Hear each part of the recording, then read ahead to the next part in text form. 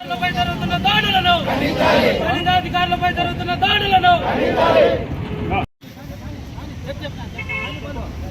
దళితాధికారులపై జరుగుతున్న దాడులను దళితాధికారులపై జరుగుతున్న దాడులను దళితాధికారులపై జరుగుతున్న దాడులను అధికారులపై జరుగుతున్న దాడులను దళితాధికారులపై జరుగుతున్న దాడులను దళితాధికారులపై జరుగుతున్న దాడులను దళితాధికారులపై జరుగుతున్న దాడులను దళితాధికారులపై జరుగుతున్న దాడులను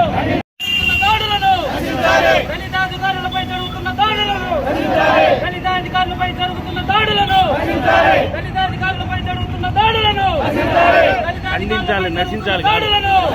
విలేకరుల సోదరులందరికీ ముందుగా నా యొక్క వందనాలు తెలుపుకుంటున్నాను.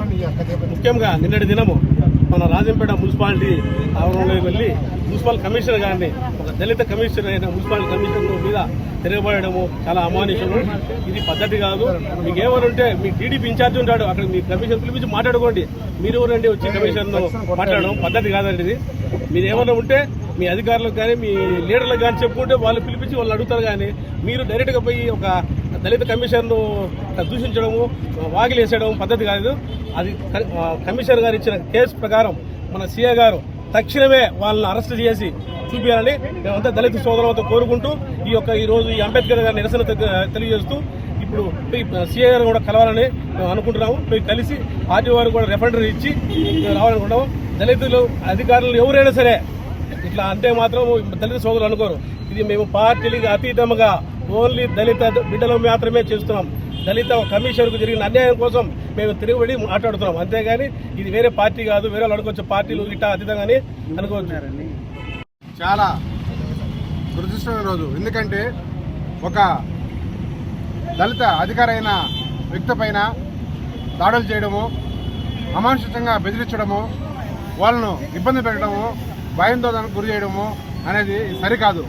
ఎందుకంటే ప్రజాస్వామ్యంలో ఒక పద్ధతి అనేది ఉంటుంది, ఒక రూల్స్ రెగ్యులేషన్ అనేది ఉంటుంది. మనకు ఏ అధికారం లేకుండా, మనకు ఏ పవర్ లేకుండా, మనకు ఏ ప్రోటోకాల్ లేకుండా కూడా వెళ్ళి మాట్లాడడము, దాడులు చేయడం అనేది చాలా దౌర్భాగ్యం ఇది. ఎందుకంటే ఈరోజు మా దళిత సోదరులందరూ కూడా అందరూ కూడా మాల మహానాడు, ఏపీ ఎంఆర్పిఎస్ సంబంధించిన నాయకులందరూ కూడా ఈరోజు కలిసికట్టుగా ఒక దళిత అధికారి పైన దాడి జరగడంతో అందరూ కూడా భావోద్వేగానికి గురయ్యి ఈరోజు ఈ అంబేద్కర్ దగ్గర విగ్రహానికి పూలదండ చేసి మేము నిరసన తెలుపుతున్నాము.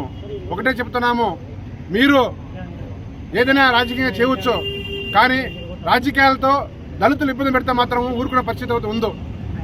మీ రాజకీయాలు ఎన్ని చేయండి, కానీ దళితులైన ఒక ఉద్యోగస్తులపైన కానీ అలాగే దళితులపైన కానీ మీ ప్రతాపం చూపిస్తే మాత్రము కబడ్దాలు మేము చెప్తున్నాము. దళితుల జోలికి వస్తే మాత్రము చర్మ తీసి డోలు కుట్టించుకుంటాము. అర్థమైందా?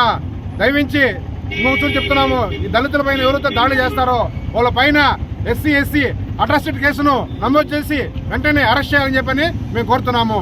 ఇప్పుడు ఏదైనా జరగాలంటే రాజంపేటలో సంబంధించిన మున్సిపాలిటీ సంబంధించిన వాళ్ళు చాలా మంది కూడా మా టీడీపీకి సంబంధించిన వాళ్ళు కూడా కౌన్సిలర్లు ఉన్నారు, అలాగే ఇన్ఛార్జీలు ఉన్నారు, అలాగే కలెక్టర్ గారు ఉన్నారు, అలాగే ఆర్టీఓ గారు ఉన్నారు, చాలా మంది అధికారులు ఉన్నారు.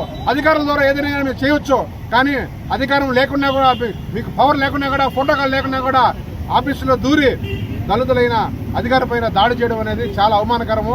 ఖచ్చితంగా వాళ్ళపైన కఠిన చర్యలు తీసుకోవాలని చెప్పని ఇదంతా ముఖ్యంగా మేము కోరుతున్నాము. నిన్నటి దినం మున్సిపల్ కమిషనర్ గారిని చాలా అవమానకరంగా మాట్లాడిన టీడీపీ బడా నాయకులు మున్సిపల్ కమిషన్ ఆ విధంగా మాట్లాడడం, ఒక దళితులైనా బెదిరించి భూములు వేసి కొట్టడము, దౌర్జన్యాలు చేయటము ఈ చాలా దుర్మార్గము. గన్నే సుబ్రహ్మణ్య నాయుడు తెలుగుదేశం మండల అధ్యక్షుడు, ఆయనకి ఏమి సంబంధము, ఆయనకి ఏమైనా సంబంధం ఉన్నదా?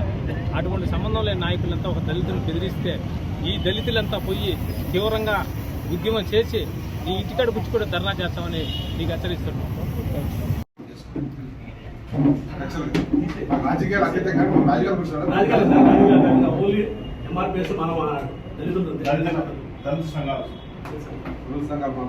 ఆఫీస్కి వచ్చి దౌర్జన్యం చేయడం దళిత కమిషనరే కదా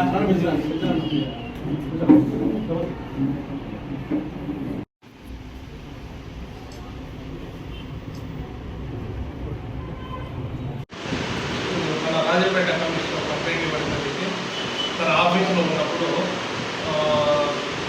అక్కడ పనిచేసే రిమూవ్ అయినటువంటి కొంతమంది తర్వాత వ్యక్తులు మిగతా వాళ్ళకి